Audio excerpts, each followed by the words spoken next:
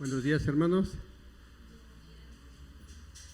Los invito a abrir sus Biblias en Hechos 18, del 1 al 17. Hechos 18, del 1 al 17. Amén, hermanos. Vamos a leer estos 17 versículos, hermano. Los hermanos primero.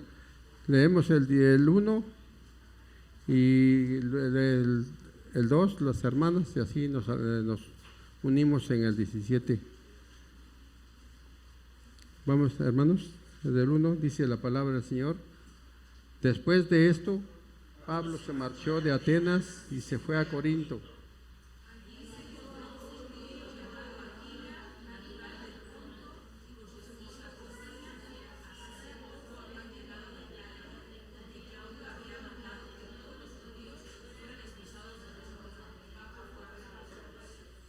Y como hacía tiendas de campaña, al igual que ellos, se quedó para que trabajaran juntos.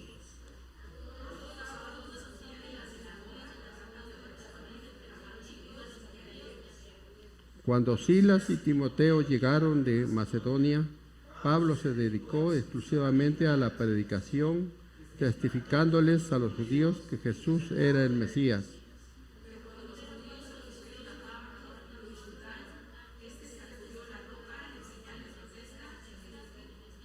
Caiga la sangre de ustedes.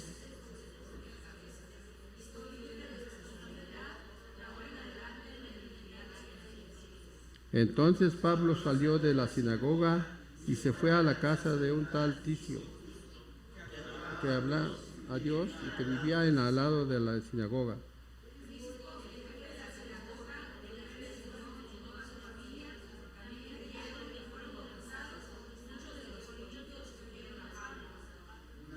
Una noche el Señor le dijo a Pablo, no tengas miedo.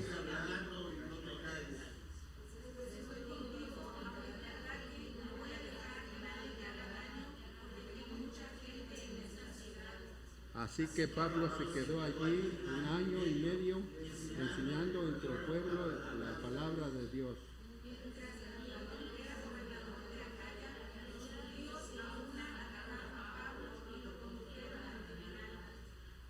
Este hombre, denunciaron ellos, anda persuadiendo a la gente y a adorar a Dios de una manera que va en contra de nuestra ley.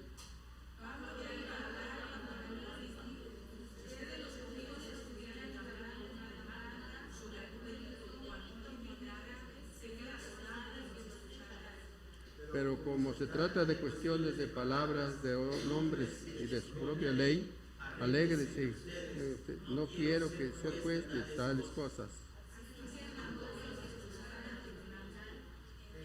Hizo balanza sobre los Sóstenes, el jefe de la sinagoga, y lo golpearon delante del tribunal, pero Galión no le dio ninguna importancia al asunto. Amén. Le damos paso a nuestro pastor para nos dé la palabra, por favor. Bueno, el poder de la gracia de Dios, hermanos, es algo muy grande, es algo sin límites, es algo inexplicable muchas veces. Para Dios todo es posible, para nosotros no. Entonces, debido a que muchas veces pensamos de acuerdo a nuestra humanidad, o yo pienso a mi forma de ser, entonces creo que las cosas no pueden ser posibles porque humanamente es así. Sin embargo, cuando nosotros nos disponemos a estar en las manos de Dios, a confiar en Dios, a creerle a Dios, las cosas son diferentes. Y bueno, este pasaje que acabamos de leer, hermanos, nos da un ejemplo muy claro, muy grande de lo que es la gracia de Dios, el poder de la gracia de Dios. No lo sé, ¿verdad? Pero probablemente nosotros tenemos vecinos, compañeros de trabajo, personas que conocemos de algún otro lado, que de pronto vemos que tienen unas vidas sin límites, desordenadas, y pues están metidos en muchos líos. Y a veces, como seres humanos o como cristiano, yo puedo pensar, es que cómo me acerco, cómo le predico. Es muy difícil que yo tenga una oportunidad de hablarle. Es más, creo que ni caso tiene, porque pues está tan perdido que no creo que me ponga atención, no creo que quiera escuchar la palabra de Dios. Bueno, ha sucedido. Lo cierto es de que para Dios todo es posible, y eso es lo que vemos aquí en este pasaje del libro de los Hechos. Hace 2 semanas que ya no hablamos de los Hechos, pero vamos a retomar. La última vez nos quedamos con que el apóstol Pablo salió de Macedonia, ¿sí se acuerdan? De Atenas, y se dirigió, lo llevaron al puerto, dice. Y de ahí ahora inicia nuestro pasaje, llega a Corinto. Se quedó, Silas y Timoteo se quedaron en Atenas, ¿sí se acuerdan? Nada más solito Pablo se fue y Silas y Timoteo se quedaron ahí en ese lugar. Pablo llega a Corinto. Y bueno, yo espero que hayan puesto un poquito de atención en lo que leímos ahorita. Y si no, abran sus Biblias nuevamente, por favor. Hechos 18, versículos 1 al 17. Es nuestro pasaje, tema para el día de hoy. Pablo, pues como dicen que lo llevaron al puerto, se dirigió por mar al sur y llega a Corinto. Corinto era la capital de una provincia de Roma. Esa provincia se llama Acaya, ¿sí? Eso está allá en Grecia. Bueno, parece ser que ese lugar tenía más de 200,000 habitantes. Era una ciudad muy grande, inmensa. Era un puerto marítimo donde tenía mucha actividad comercial. ¿Ustedes saben cuántos habitantes somos aquí en Jojo? Es uno de los municipios más grandes de aquí de Oaxaca, del estado de Oaxaca. ¿Alguien sabe cuántos habitantes tiene Jojo? ¿No? Bueno, según el censo del año 2021, Jojocotlán tiene 100,000 habitantes. Entonces, ahora súmenle otros 100,000, que era la cantidad de habitantes que habían en Corinto. Era una ciudad muy grande, muy grande. Imagínense para ese tiempo, donde pues los lugares habitados eran mínimos. Ahorita pues la gente se extiende más y más, ¿verdad? Pero bueno, 200,000 habitantes aproximadamente allí en ese lugar, en Corinto.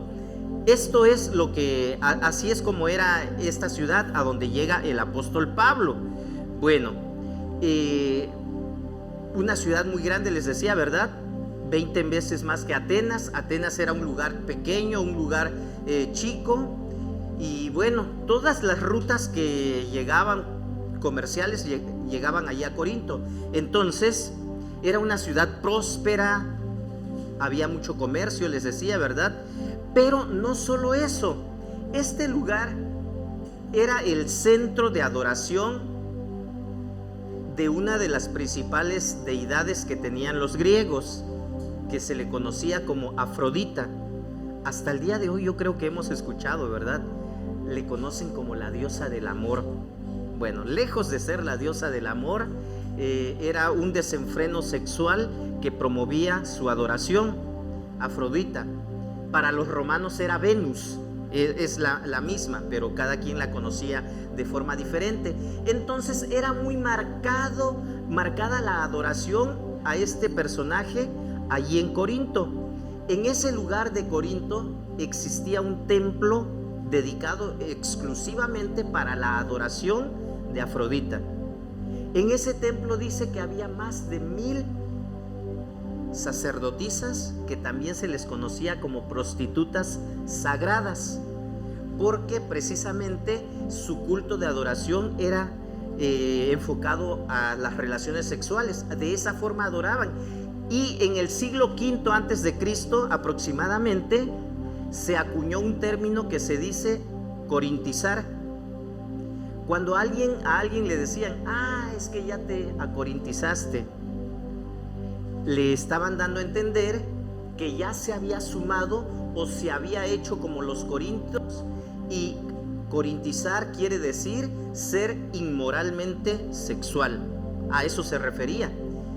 Cuando ya dices, pero es que tú ya te pareces a los de tal lugar, ¿no? Cuando de repente visitamos o vamos a vivir por ciertas temporadas a otros lugares, se corre ese riesgo de adoptar las costumbres y tradiciones del lugar en donde te encuentras. Y bueno, esto era lo que sucedía ahí en Corinto. A este lugar llegó el apóstol Pablo. Entonces, Pablo, cuando llega a Atenas, si ustedes recuerdan, era una cultura muy, muy diferente a la que él estaba acostumbrado. Entonces, cuando llega a Atenas, él tiene un impacto cultural. Pero ahora llega a Corinto. En Corinto ya no es un impacto cultural, es un impacto inmoral que él ve allí en ese lugar. Una depravación tremenda, un choque moral. Y sin embargo, Dios hizo que el evangelio triunfara en medio de la peor decadencia moral posible que existía en ese lugar. Bueno, cuando el apóstol Pablo escribe la carta a la iglesia de Corinto, en uno de los capítulos les dice: cuando yo llegué aquí con ustedes, yo tenía miedo, me encontraba temeroso. Así llegó Pablo a Corinto. Eso lo dice en la carta a los Corintios. No lo dice aquí el libro de los Hechos, ¿verdad? Y entonces yo me pongo a pensar, ¿por qué se sentía Pablo así? No sé, es como que si nosotros nos fuéramos a los barrios más bajos. Yo así me lo imagino, No sé cuál sea el lugar más peligroso aquí. De repente hablan de algunas colonias, de ciertos lugares. Y si vas en la noche o si vas solo, es peligroso, ¿verdad? Bueno, pues algo así sucedía con el apóstol Pablo, porque él lo escribe en su carta a los Corintios. Dice que él tenía miedo cuando llegó a ese lugar. Bueno, lo cierto es de que él no se dejó vencer por ese miedo. Veamos lo que dicen los primeros 3 versículos. Después de esto, Pablo se marchó de Atenas y se fue a Corinto, lo que ya les acabo de explicar. Allí se encontró con un judío llamado Aquila, natural del Ponto, y con su esposa Priscila. Hacía poco habían llegado de Italia porque Claudio había mandado que todos los judíos fueran expulsados de Roma. Pablo fue a verlos y, como hacía tiendas de campaña al igual que ellos, se quedó para que trabajaran juntos. El encuentro con Priscila y Aquila. Bueno, antes de continuar, hermanos, yo quiero invitarles a que oremos y le pidamos a Dios dirección, que nos ayude a entender este pasaje de su palabra. Ora conmigo, por favor. Bendito Dios, gracias te damos por este día que nos permites estar aquí en este lugar. Gracias porque nos das la vida y la salud. Queremos escuchar tu voz, queremos entender tu palabra. Háblanos a través de ella, por favor, y permite que nuestros oídos, que nuestras mentes estén atentos y prestos para entenderla, pero sobre todo a obedecerla. Somos tu pueblo, somos tu iglesia, y aquí estamos encomendados a ti. Lo hacemos en el nombre de Cristo Jesús. Amén. Yo no sé, ¿verdad? Pero regularmente, cuando un misionero sale hacia un lugar extranjero, a un lugar diferente a su país de origen, siempre se hace acompañar por lo menos de otra persona. Van 2 personas a un lugar lejano o a otro lugar, a otra ciudad. Es muy difícil que vaya un misionero solo. También ha habido casos, pero no es lo más recomendable. El apóstol Pablo se encuentra solo aquí en Corinto porque él tuvo que salir deprisa, tuvo que salir porque su vida corría peligro allá en Atenas, y por eso él sale, lo llevan al puerto para que se vaya hacia otro lugar, llega a Corinto y entonces ahora se encuentra solo. Silas y Timoteo, que eran parte de su equipo misionero en su segundo viaje misionero, ya no está con ellos. Pero aquí lo que yo encuentro algo muy valioso, muy importante, es de que Dios nunca nos va a dejar solos. Jesús prometió estar, dice, y he aquí yo estoy con ustedes todos los días hasta el fin del mundo. Pero junto con esa promesa, Él dio una orden antes y dijo que teníamos que ir por el mundo a predicar el evangelio a toda criatura, enseñándoles a obedecer todo lo que Él ya nos ha mandado a nosotros. Y es ahí donde dice Él: y les prometo que estaré con ustedes todos los días hasta el fin del mundo. Mientras tú desempeñes el ministerio, mientras tú cumplas con la misión, nunca vas a estar solo. Así de que si de pronto te encuentras solo, triste, agobiado, pregúntate si estás cumpliendo la misión, porque a veces hay algunos que dicen: ay, es que yo siento que Dios ya me abandonó, Dios ya se olvidó de mí y me siento solo, me siento triste. Bueno, ¿qué estamos haciendo? Dios prometió nunca dejarnos solos, y es aquí donde Dios le muestra a Pablo que no está solo. Pablo llegó a Corinto con debilidad, mucho temor y temblor. Primera a los Corintios 2:3 lo dice. Y esto pues tal vez dijo: bueno, es que he ido a Iconio, a Listra, Derbe, a Atenas, y en todos estos lugares me han atacado. Pero Pablo se levantaba otra vez y no se daba por vencido. Inspiró a Timoteo, que se les unió en el viaje misionero, ¿se acuerdan? Entonces imagínense, hermanos, con cuánta energía y convicción el apóstol Pablo sabía cuál era su misión. El mismo Señor Jesús se lo dijo personalmente. A nosotros también Dios nos ha dado la misión de forma personal. Entonces veamos el ejemplo del apóstol Pablo. Aquila y Priscila. La Biblia menciona primero a Priscila y luego a Aquila, ¿verdad? ¿Se dan cuenta? Regularmente siempre se menciona al varón primero y después a la mujer, pero en este pasaje llama la atención esto, de que se menciona primero a Priscila y después a Aquila. Es una pareja, un matrimonio, y se les menciona solos, no se menciona a hijos. Probablemente no tenían hijos, o si los tenían ya no eran niños pequeños porque ya estaban por su lado, pero se les menciona nada más a Priscila y a Aquila. Probablemente la que se menciona primero es la mujer, porque es la que tenía un trabajo más visto, era más relevante lo que ella hacía, tal vez estaba más comprometida con la obra, con la causa, ella era la que iba al frente. No se nos da más detalles acerca de esto. Lo cierto es de que sí, el pasaje la menciona primero a ella, Priscila y a Aquila. Entonces, ¿quiénes eran Priscila y Aquila? Priscila y Aquila llegaron de Roma porque habían sido expulsados y ellos decidieron ir a vivir a Corinto haciendo el trabajo que ellos sabían hacer, ¿verdad? Entonces, llegan, Pablo se entera de ellos, dice que los va a ver y bueno, ellos eran judíos naturales de una provincia que se llama Ponto, o se llamaba, al sur del Mar Negro. Eran fabricantes de tiendas. ¿Cómo les llaman a las personas que se dedican al mismo oficio que otra persona? Esos son los colegas, creo, ¿verdad? Bueno, entonces así era Priscila, Aquila y el apóstol Pablo. Se dedicaban a lo mismo, a fabricar tiendas de pelos, de pieles de cabra.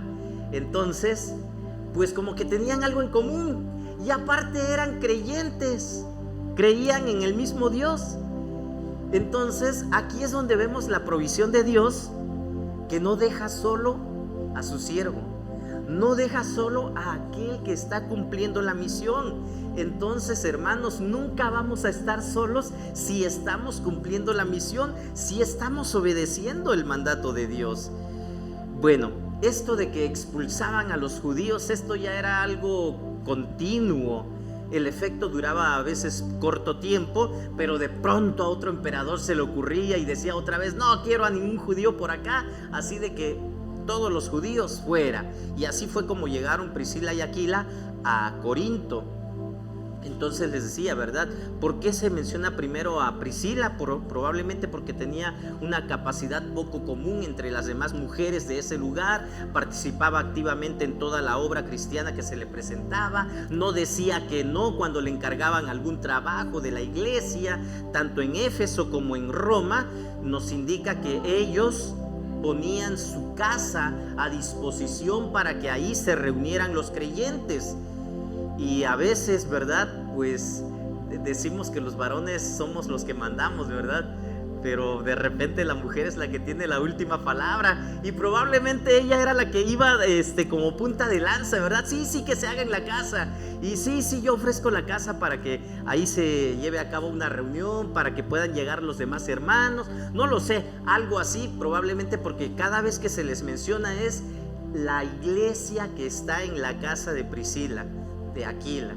Y entonces es ahí donde vemos de que sí eran cristianos comprometidos al servicio del Señor. Bueno, Pablo desempeñaba su oficio de fabricante de tiendas en Tesalónica. Veamos lo que siguen diciendo los versículos en adelante. Todos los sábados discutían en la sinagoga, versículo 4, tratando de persuadir a judíos y a griegos. Ahora ya no está Pablo solo, ya está con Priscila y Aquila. Cuando Silas y Timoteo llegaron de Macedonia, Pablo se dedicó exclusivamente a la predicación, testificándole a los judíos que Jesús era el Mesías. Ahora llegó Timoteo, Silas, y Pablo ya no está solo. Entonces dice que como Pablo ya no está solo, ahora dice: me voy a dedicar más de lleno a la obra. Cuando dice de que solo se dedicó a la predicación, probablemente en ese periodo él deja de hacer las tiendas de campaña, deja de fabricar esas tiendas, porque ahora él entiende, recobra mayor fuerza, ya no se siente temeroso, se siente con más valor, porque ya están su equipo misionero completo. Y entonces él sigue testificándole a los judíos que Jesús era el Mesías. Pero no todo marcha bien, ¿verdad? Siempre va a haber oposición. Siempre que alguien se encuentre realizando la obra, va a encontrar oposición. Si tú no estás predicando, si tú no estás testificando, probablemente pues te lleves bien con todo mundo, ¿verdad? Y todo mundo pues hasta te llamen: vente, vamos aquí. Bueno, No estoy diciendo que tiene que ser una ley que te rechacen, ¿verdad? No tiene que ser así, porque no siempre es así, pero regularmente cuando predicamos la palabra, no a toda la gente le gusta, ¿verdad? Entonces esto fue lo que pasó. En Corinto, el apóstol Pablo dice que estuvo trabajando, ¿verdad? Haciendo sus tiendas de campaña, pero él mismo le dice a los corintios en su primera carta, en el capítulo 9, que los obreros, los que predican la palabra, son dignos de un salario. Aunque él no quiso recibir una ayuda de ellos, él les dice, sí, es que el obrero es digno de su salario y tienen que darle un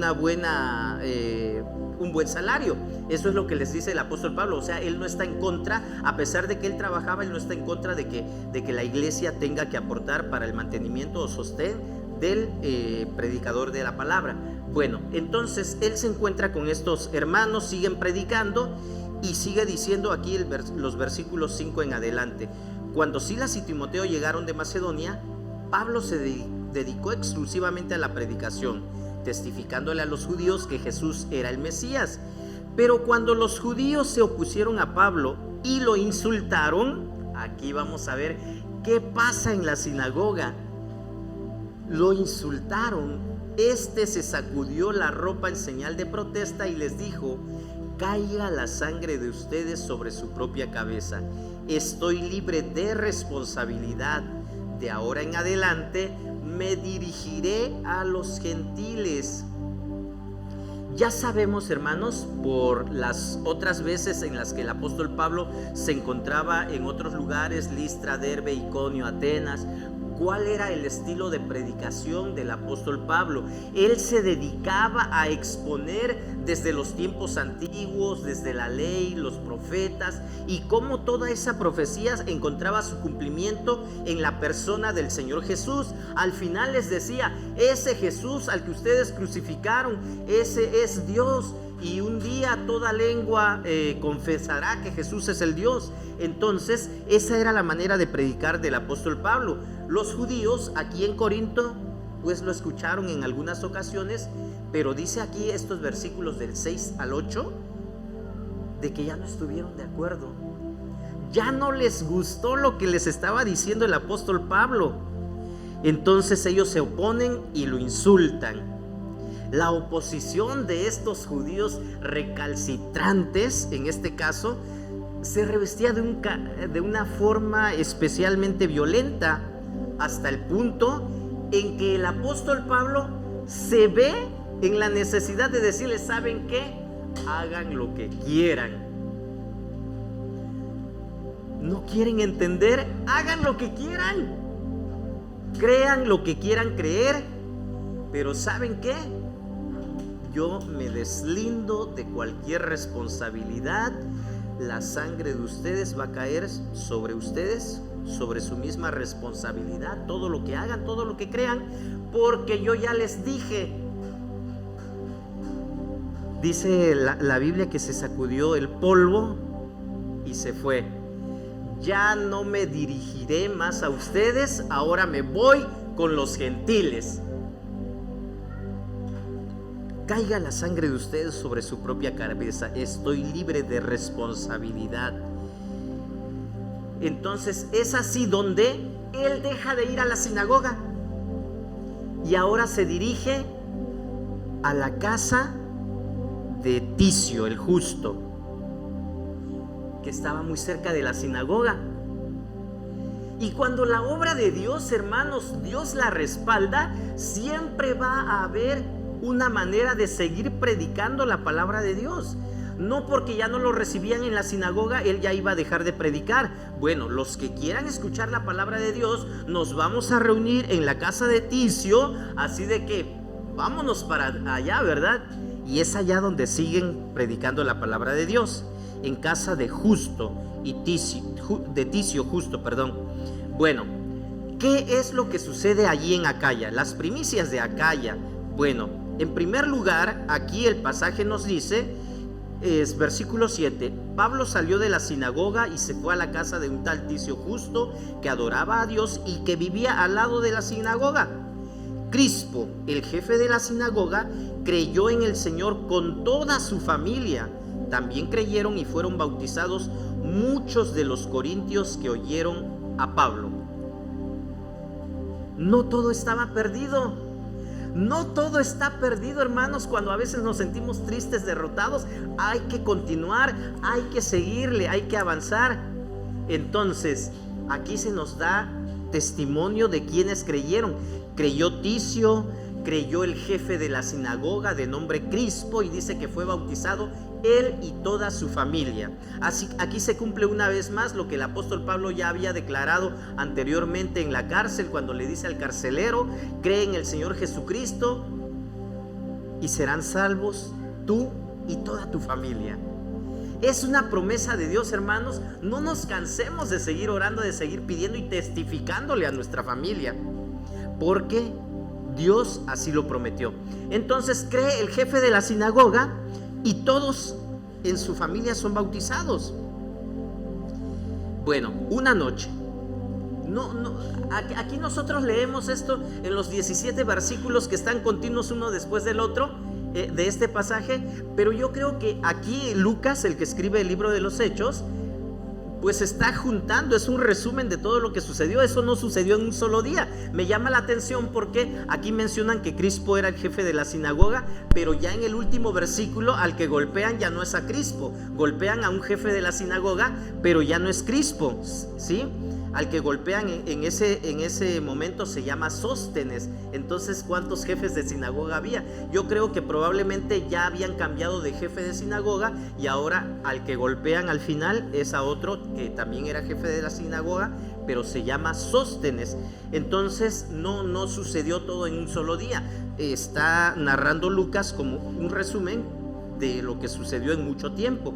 Bueno, el apóstol Pablo al principio, dijimos, ¿verdad?, por lo que dice la Biblia, que se encontraba en un estado de debilidad, pero no por eso dejó de predicar a Jesucristo, no con palabras persuasivas de sabiduría humana, sino con la demostración del Espíritu Santo, con poder. De este modo, él sigue predicando la palabra de Dios. Además de estos hermanos que se mencionan, distinguidos en la sociedad o por su servicio en la iglesia o porque ellos eran líderes, por eso se les menciona por nombre, dice la palabra que muchos de los corintios creyeron cuando oyeron el mensaje de Pablo, fueron bautizados, versículo 8. El hecho de que la mayoría de los creyentes en Corinto se hubieran convertido del paganismo, probablemente el grupo de judíos que había aceptado el evangelio era un grupo reducido, y la gente, la mayoría de los que creyeron, probablemente eran más corintios que habían creído que el grupo reducido de judíos que habían creído.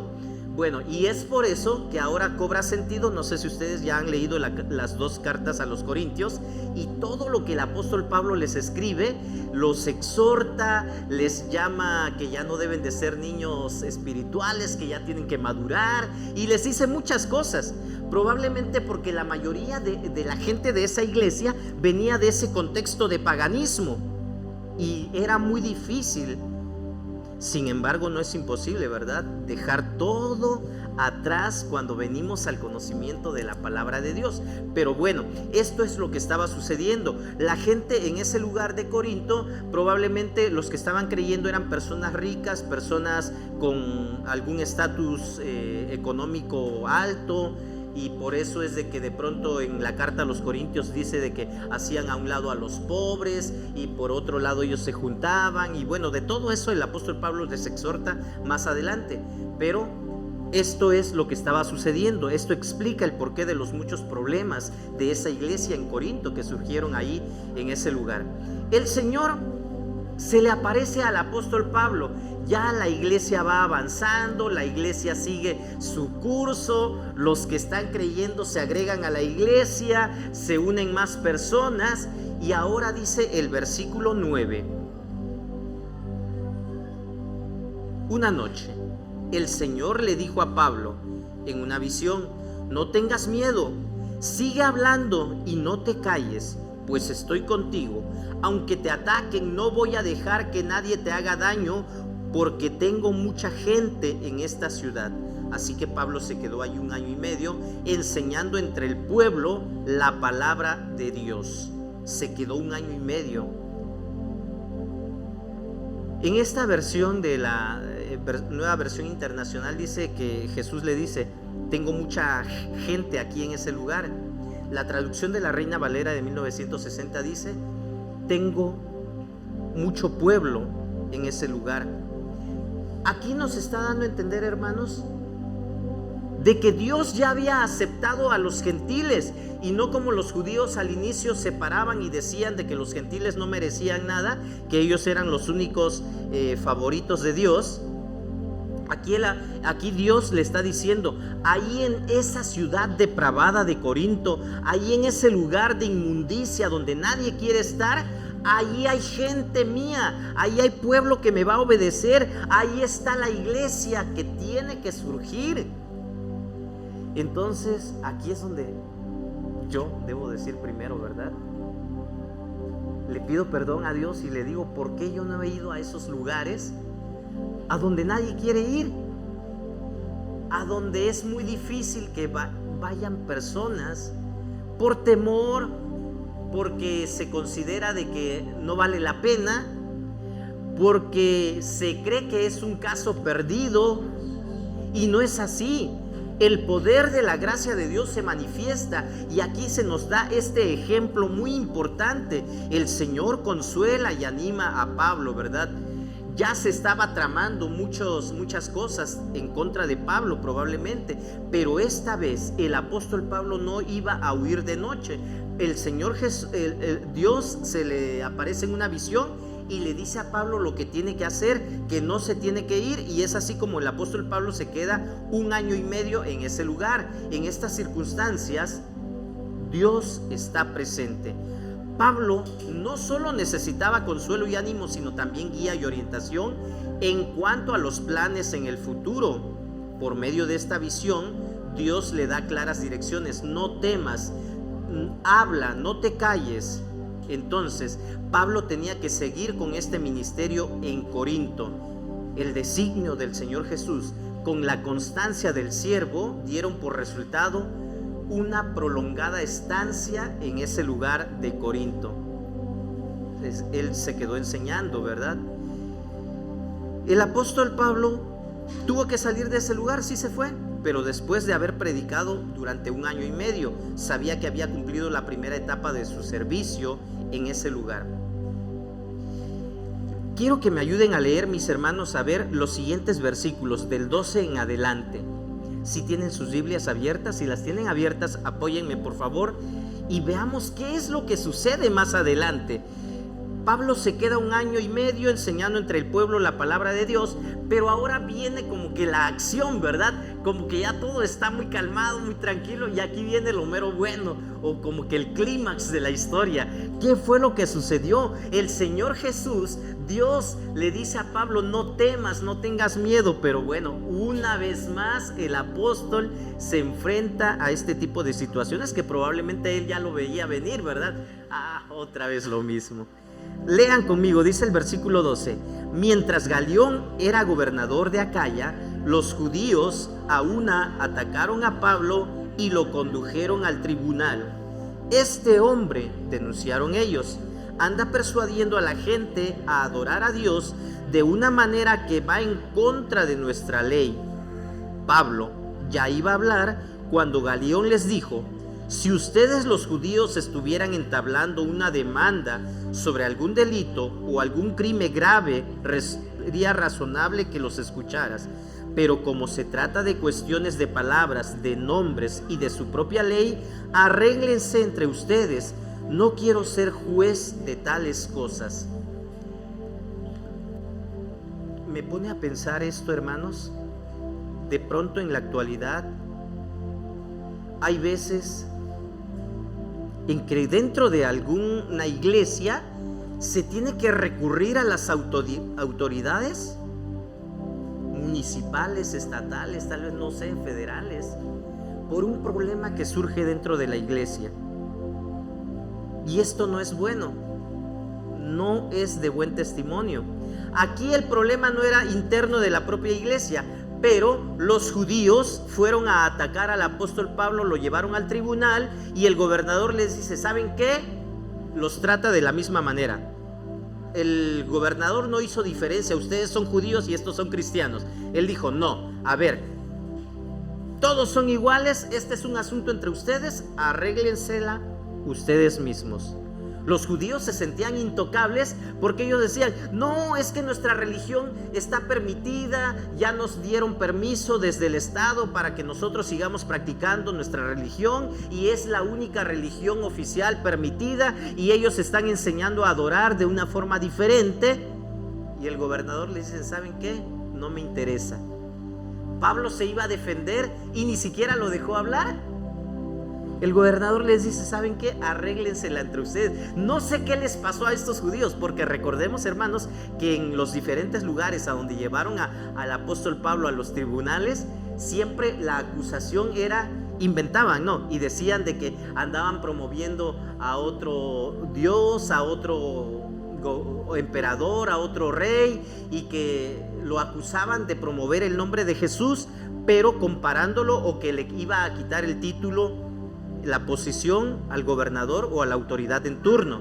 En este caso no fue así. Ellos le dijeron, es que él está promoviendo una forma diferente de adorar a Dios, que no es la oficial.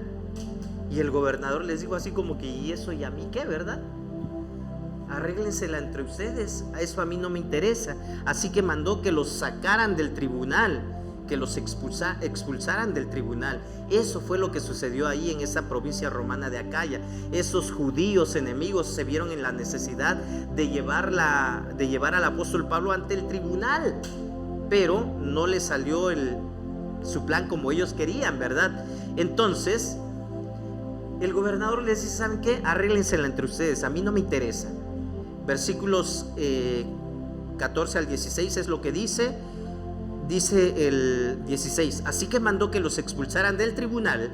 Entonces se abalanzaron todos sobre Sóstenes, y esto es lo que les decía, ¿verdad? Al principio decía que Crispo era el jefe de la sinagoga, ahora dice que se abalanzaron sobre Sóstenes, el jefe de la sinagoga, y lo golpearon delante del tribunal, pero Galión no le dio ninguna importancia al asunto. ¿Por qué? Creo que él quería enseñarles a los judíos que a él no le interesaban sus cuestiones, que no le volvieran a llevar ningún asunto de ellos a su presencia. Era aburrido para él en su tribunal. Entonces esta actitud de Galión, hermanos, su rápido fallo nos da a entender de que las cuestiones dentro de la iglesia no tienen por qué resolverse con autoridades que no son de la iglesia. El gobernador había rehusado considerar a los cristianos como un movimiento separado de los judíos y los trató por igual que el judaísmo, afirmando que era solamente una secta de una religión, y para él eso era antipático, no le interesaba, ¿verdad? En pocas palabras, en su opinión, en la opinión del gobernador, los cristianos gozaban de la misma protección que los judíos delante de la autoridad romana. Bueno, Acaya era una provincia de las más importantes, entonces lo que dictara el gobernador de ese lugar era algo muy valioso, era algo que se tomaba en cuenta, no era palabra de cualquier otra persona, de algún presidente municipal, era así como que la palabra de una autoridad más alta. Entonces por eso el fallo de Galión servía como una norma tan delicada hasta que hubiera nuevas directrices del Imperio Romano o del emperador que contraviniera lo que el gobernador había dicho. Entonces el evangelio ahí en ese lugar, hermanos, ya había prosperado, gracias a Dios, había echado raíces en todos los territorios de esa provincia de Acaya. ¿Qué nos encontramos con este pasaje, hermanos? Enseñanzas de este pasaje. Y aquí es donde yo veo, hermanos, que la evangelización, además de ser un privilegio para nosotros, es también una imponente responsabilidad. La evangelización es un privilegio, Si no lo hemos visto así, hermanos, pues es necesario que lo reflexionemos y lo analicemos. La evangelización, además de ser un privilegio, es también una responsabilidad.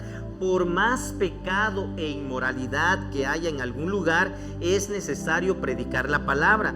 Todos necesitan ser salvos. A nosotros, los que estamos aquí en la actualidad, hermanos, se nos reta a preocuparnos por la evangelización de los corintios en nuestros días. ¿Quiénes serían el pueblo corinto de nuestros días? A ellos hay que ir a evangelizar también. Esa es la primera. La evangelización, además de ser un privilegio, es también una imponente responsabilidad. Segunda enseñanza: Dios nunca te deja solo mientras desempeñas la misión. Dios nunca te deja solo mientras desempeñas la misión. En Corinto, Pablo, sin sus compañeros Silas y Timoteo, fue bendecido con la amistad de Priscila y Aquila. Entonces, Dios siempre va a tener a alguien que te va a acompañar. Va a poner a alguien para que te acompañe. Dios nunca te deja solo.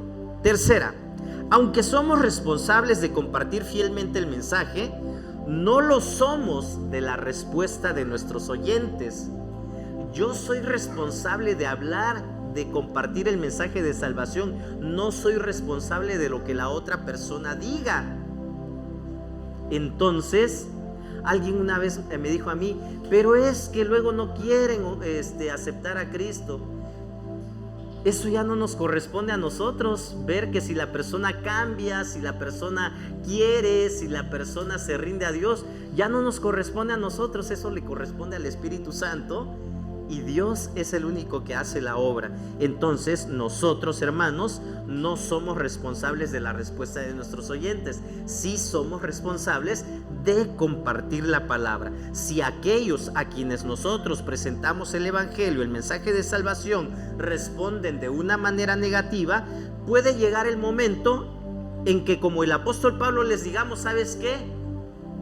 Yo ya te dije, si tú no quieres creer, si tú no quieres obedecer, pues es tu decisión, ¿sí? Yo ya cumplí con esa responsabilidad, y probablemente sea el momento de dirigirnos a otro grupo de personas que sean más receptivas. Ok, cuarta enseñanza: Dios nos envía a este mundo inmoral para que seamos testigos no solo del amor de Dios, sino también de su santidad.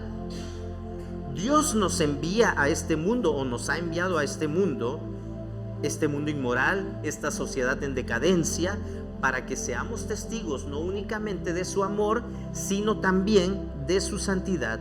La iglesia, nosotros, hermanos, la iglesia debe mostrar a este mundo que se puede ser moralmente puro, y que esta es la mejor manera y más feliz para vivir, obedeciendo a Dios. La sociedad nos dice muchas cosas allá afuera. Están promoviendo relaciones entre los jóvenes, adolescentes, desde niños ahora, haciéndoles creer que eso es algo bueno, que eso es algo que les va a dar diversión, felicidad, placer. Sin embargo, nosotros como iglesia, hermanos, debemos demostrar a este mundo que sí se puede ser moralmente puro, y que esta es la mejor manera de vivir feliz. Quinta enseñanza: los cristianos, hermanos, somos desafiados a participar en las misiones. A veces creemos que nada más aquel hermano o aquella hermana que de pronto ha aceptado ese título de misionero o misionera son los únicos que son responsables de compartir el evangelio, de ir a otros lugares a predicar, y sin embargo este desafío es para todos, algo que deberíamos de hacer todos. Podríamos trasladarnos como fabricantes de tiendas a lugares necesitados. Hay personas que han empleado su profesión, su trabajo, para abrirse paso en algunos lugares donde es difícil poder entrar, pero de esta manera llevan el evangelio. Una estrategia que está utilizando el seminario Lacey precisamente es esta: la doble titulación en misiones transculturales, se titulan como licenciados en misiones transculturales, pero también licenciados en educación. De esta manera se pretende que puedan entrar a esos lugares, a esos pueblos a donde es difícil que reciban a un predicador, pero sí van a recibir a un maestro, a alguien que les va a enseñar, les va a apoyar, pero junto con eso llevan el mensaje de salvación. Podríamos trasladarnos entonces como fabricantes de tiendas a lugares necesitados. Es probable, hermanos, que el apóstol Pablo no esperara encontrar una receptividad a su mensaje en ese lugar de Corinto, por lo que ya vimos que decía él que tenía miedo. Sin embargo, aquí Dios le demostró que el trabajo iba a prosperar, no porque era el trabajo de Pablo, sino porque es la obra de Dios. Había una mala reputación en ese lugar, en esa sociedad. Sin embargo, gracias al respaldo de Dios, el apóstol Pablo se quedó 1 año y medio en ese lugar y vio nacer una iglesia numerosa, una iglesia bien dotada, voluble, que más de 2000 años hasta el día de hoy, sigue existiendo. Entonces, mis hermanos, no nos demos por vencidos. La invitación es ver obrar el poder de Dios. El poder de la gracia de Dios es posible. Ahora es cuestión de que tú y yo nos lancemos y sigamos predicando. Dios les bendiga, mis hermanos.